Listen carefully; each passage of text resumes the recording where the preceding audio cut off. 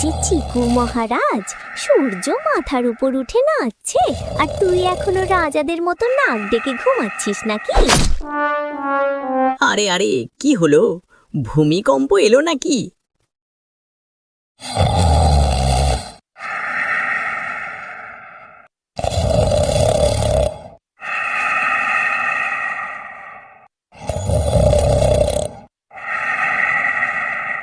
সেই সকাল থেকে শূকরের মতো নাক ডেকে ঘুমাচ্ছে।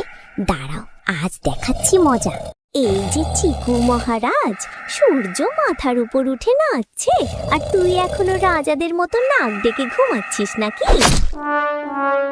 আরে আরে, কি হলো? ভূমিকম্প এলো নাকি? হে হে, ভূমিকম্প না, তোর বউ এসেছে। সকাল থেকে কাজ করছে আর তুই রাজাদের মতো ঘুমাচ্ছিস।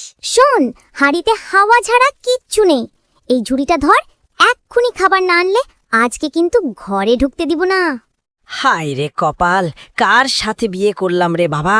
সকাল থেকে বউয়ের প্যাদানি খেতে খেতে আমার শান্তির দিন শেষ।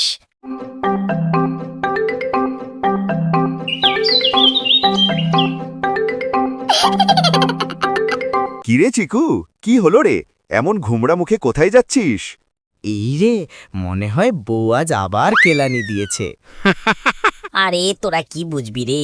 আমার মতো সুন্দরী বউ থাকলে বুঝতিস, কত ধানে কত চাল। আরে আমার বউ কি কম সুন্দর রে? কই, আমার সাথে তো এরকম করে না। তবে হ্যাঁ, আমার সাথে যদি করতো, আমি কিন্তু উল্টো কেলানি দিতাম।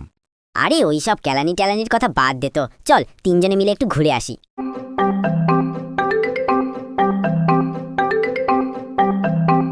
সেই সকাল থেকে ঘোরাঘুরি করছে, বলছি আর শপিং এ নিয়ে যেতে হবে, আজ দেখাচ্ছি মজা।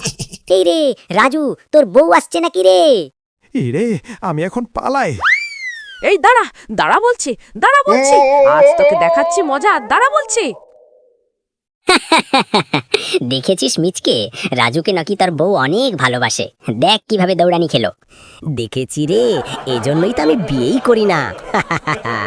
ভিডিওটি ভালো লাগলে লাইক, কমেন্ট এবং সাবস্ক্রাইব করুন। সবাইকে ধন্যবাদ।